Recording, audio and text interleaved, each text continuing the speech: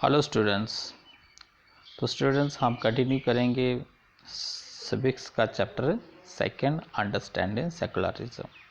तो स्टूडेंट हम पढ़ रहे थे कि सेकुलरिज्म क्या है। सेकुलरिज्म क्या है कि इंडियन कॉन्स्टिट्यूशन के अंदर इंडिया को एक सेकुलर कंट्री के नाम से जाना जाता है। अब सेकुलर कंट्री वो होती है वो जो किसी भी रिलीजन के साथ पक्षपात नहीं करती है।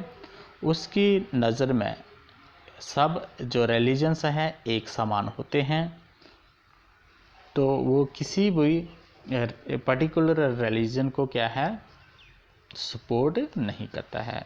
ये है सेकुलरिज्म की पहचान। तो अगर किसी भी तरीके से या किसी भी रिलीजन्स को क्या है पर्टिकुलर प्रेफरेंस दी जाती है तो वो सेकुलरिज्म के खिलाफ माना जाएगा। तो इसलिए अगर कोई स्टेट होती है या कोई कंट्री होती है उसमें एक पर्टिकुलर रिलीजन होता है, तो जिससे क्या होता है कि जो बाकी के रिलीजन्स हैं या बाकी के धर्मों के लोग हैं उनको क्या होती है उनके साथ डिस्क्रिमिनेशन भेदभाव किया जाता है। तो द गवर्नमेंट इंडिया जो है, जो इंडियन कॉन्स्टिट्यूशन है, इसके अकॉर्डिंग टू क्या है कि कोई भी रिलीजन्स को क्या है प्रेफरेंस नहीं दी जाती। हर एक रिलीजन जो है वो इक्वल है in the front of law. तो आगे हम इसको डिस्कस करेंगे।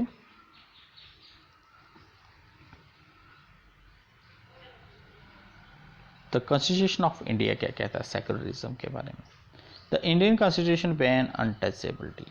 तो कॉन्स्टिट्यूशन ऑफ इंडिया ने अनटचेबिलिटी को बैन कर दिया है। अनटचेबिलिटी क्या है कि ऐसे जो लोग बिलोंग करते हैं माइनॉरिटी से, जो लोग बिलोंग करते हैं स्मॉल कास्ट से, ऐसे लोगों के साथ अनटचेबिलिटी का भेदभाव किया जाता था।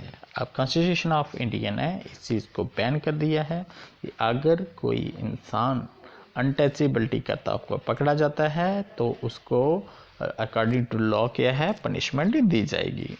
In this instance the state is intervening in religions.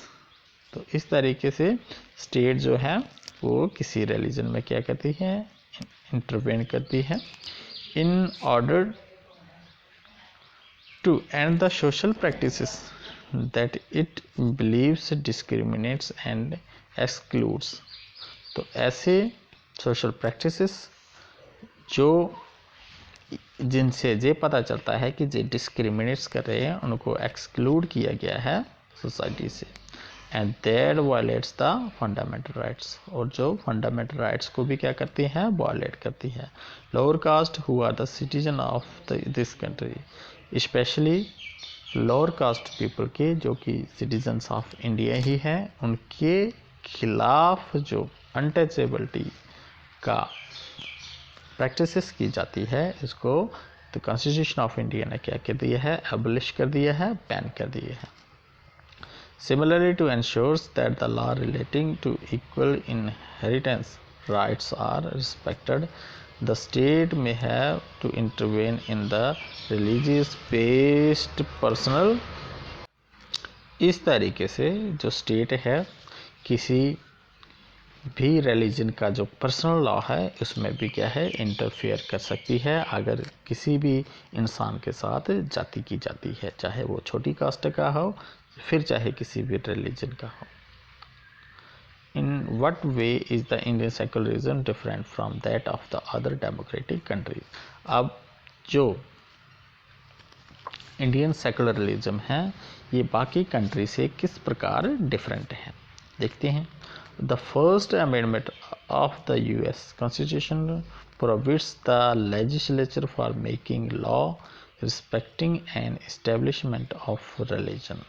तो यूएसए का जो कॉन्स्टिट्यूशन है इसमें फर्स्ट अमेंडमेंट जो किया गया है वो क्या है रिलीजन को लेके कि जो पर्टिकुलर रिलीजन है उसको क्या करना है रिस्पेक्ट करना है।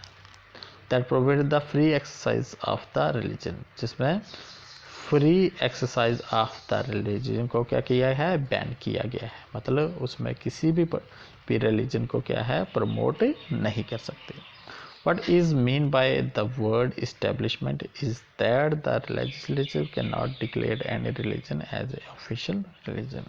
तो उसमें क्या है, जो लेजिस्लेचर है अमेरिकन असेंबली का, वो क्या है, वो किसी भी रिलीजन को क्या है पर्टिकुलर या ऑफिशियल रिलीजन डिक्लेयर नहीं कर सकता है।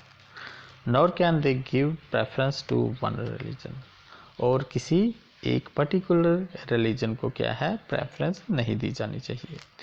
In the USA the separations between states and religions means that neither the state nor the religion can interfere in the affairs of one another। तो उसमें साफ साफ लिखा हुआ है कि ना तो स्टेट किसी रिलीजन में इंटरफेयर करेगी और ना रिलीजन किसी स्टेट के अफेयर्स के अंदर क्या करेगा, इंटरफेयर करेगा। There is one significant way in which the Indian secularism different from the dominant understanding of secularism as the practice in the United States of America. This is because unlike the strict separation between the religions and the state in the American secularism, in Indian secularism the state can intervene in the religious sphere। अब American और Indian secularism में यही एक difference है कि America में जो religion है वो स्टेट के अफेयर में दखल अंदाजी नहीं करेगा, और जो रिलीजन है वो स्टेट में दखल अंदाजी नहीं करेगा, और स्टेट रिलीजन के अंदर कोई दखल अंदाजी नहीं करेगी। लेकिन इंडिया में ऐसा नहीं है। इंडिया में जो रिलीजन है वो स्टेट के अंदर इंटरफेरेंस कर सकता है, और स्टेट जो है रिलीजन के अंदर इंटरफेयर कर सकता है। Indian constitution intervene in Hindu religion practice in order to abolish untouchability.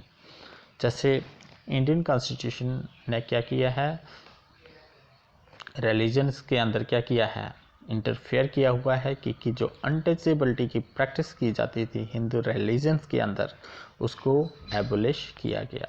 तो अगर कॉन्स्टिट्यूशन इसके अंदर इंटरफेयर नहीं करता, स्टेट अफेयर के अंदर इंटरफेयर नहीं करता, रिलीजन के अंदर इंटरफेयर नहीं करता, तो जो अनटचेबिलिटी की प्रैक्टिस है वो आज भी चलती। In Indian secularism though the state is not strictly separated from the religion। तो इंडियन कॉन्स्टिट्यूशन में जो स्टेट है, जो कंट्री है, वो रिलीजन को सेपरेट नहीं करती है, बल्कि ये दोनों क्या कर सकते हैं, एक दूसरे के अंदर इंटरफेयर कर सकते हैं अगर किसी भी प्रकार की कोई मनमानी की जाती है।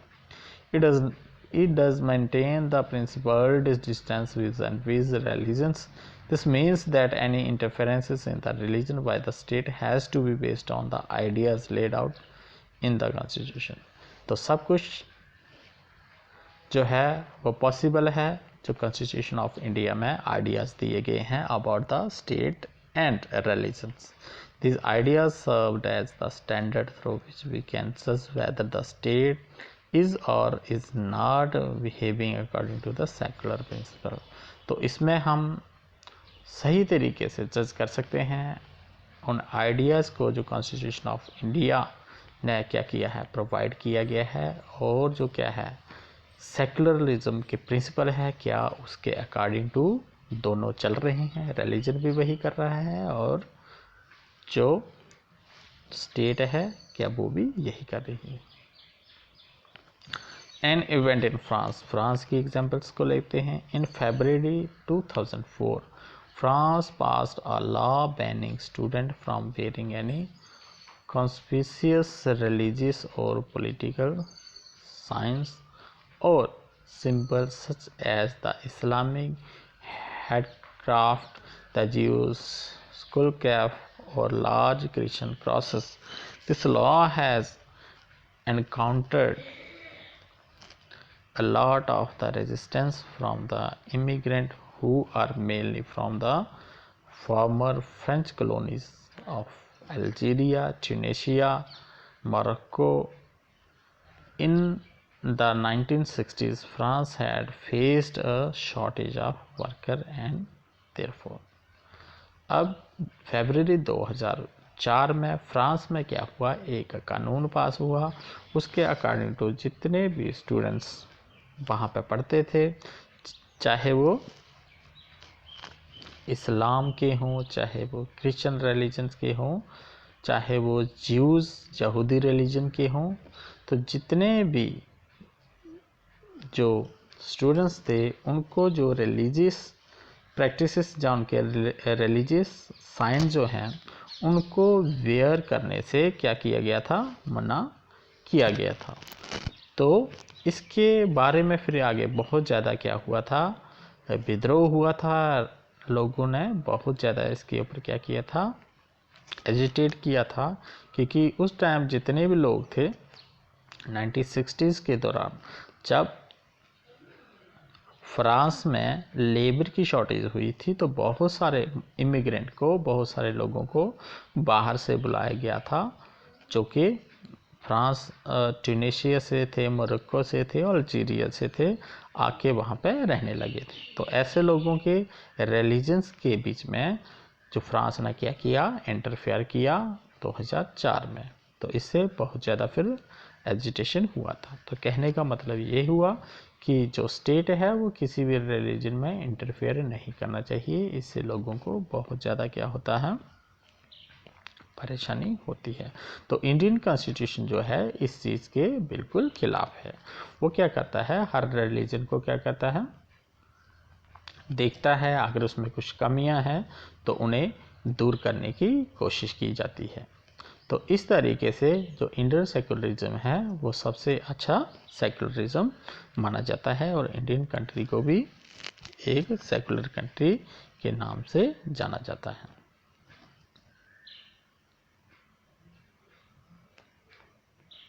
तो स्टूडेंट्स, ये था हमारा आज का टॉपिक।